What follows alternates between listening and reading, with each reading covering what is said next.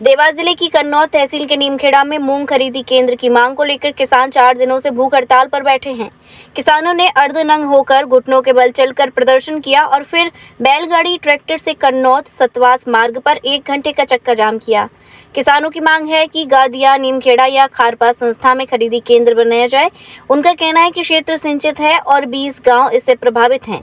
SDOP Aditya Tiwari और तहसीलदार अंजलि गुप्ता ने मौके पर पहुंचकर किसानों से बात की। किसानों ने मंगलवार तक का समय देते हुए चक्का जाम खत्म किया, लेकिन भूख हड़ताल और धरना जारी रहेगा। बुधवार से फिर आंदोलन की चेतावनी दी गई है। विगत 3 सालों से खारपा सोसाइटी, नीमखेड़ा, अंबाड़ा, कोटड़ा, कोटरी, ढेरिया, बामनी, मगरे ऐसे 25 गांव हैं जिनको उपार्जन केंद्र नहीं दिया जा रहा है। इन किसान परिवार के साथियों को 20 से 25 किलोमीटर या तो लोहारदा, सतवास, भाई जगवाड़ा या कन्नौज, ननासा इस तरह के केंद्रों पर जाना होता है।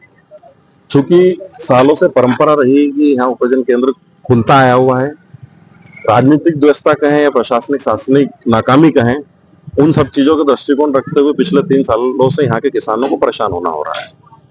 हम सब किसान परिवार के साथी पिछले 3 साल से अपनी मांग को लेकर शासन, प्रशासन, देवास विभाग, भोपाल विभाग, अन्य जगहों पर अपनी बात अवगत करा रहे हैं।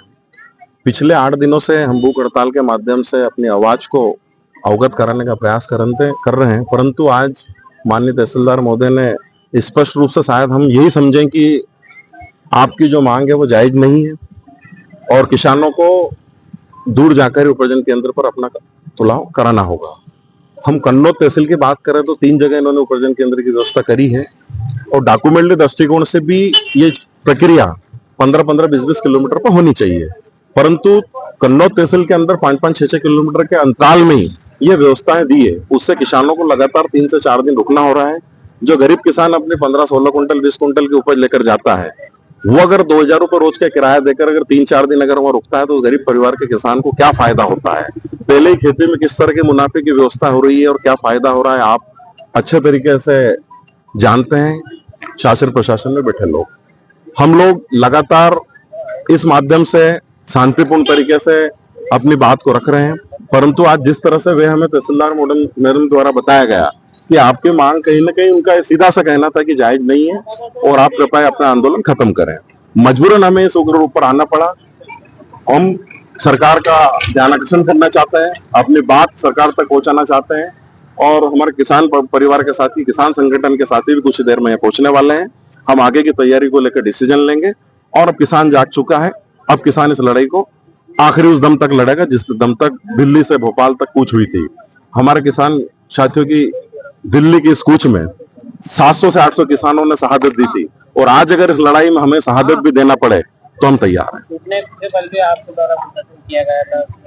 अर्धनग्न अवस्था में होकर भी हमने प्रदर्शन किया और हमारे किसान परिवार के साथी लगातार 8 दिनों से शांतिपूर्ण से भूख हड़ताल के रूप में इस प्रदर्शन को रूप दे रहे हैं, परंतु जब तहसीलदार मैडम द्वारा अपनी बात जिस तरीके से अवगत कराई हम सभी परिवार के साथियों को, उससे हमें अवगत हो गया कि ये हमारी बात को उस तरीके से संज्ञान में नहीं ले रहे हैं जिस तरीके से लेना चाहिए। ये आंदोलन जब तक जारी रहेगा जब तक हम किसान साथियों की मांग को नहीं मानी जाएगी। जो अभी चयनित वेयर हाउस है वहाँ पे हम पूरी हमारी कोशिश रहेगी, कृषि विभाग, राजस्व विभाग, अन्य लोग संबंधित विभाग है कि वहाँ पे व्यवस्थाएं सुचारू रूप से चलती रहे, वहाँ किसी को कोई दिक्कत ना आए, कोई समस्या ना आए। और जो आपकी मांग इस केंद्र को लेकर है उसको हम पुनः वरिष्ठ कार्यालय और शासन तक पहुँचाएंगे।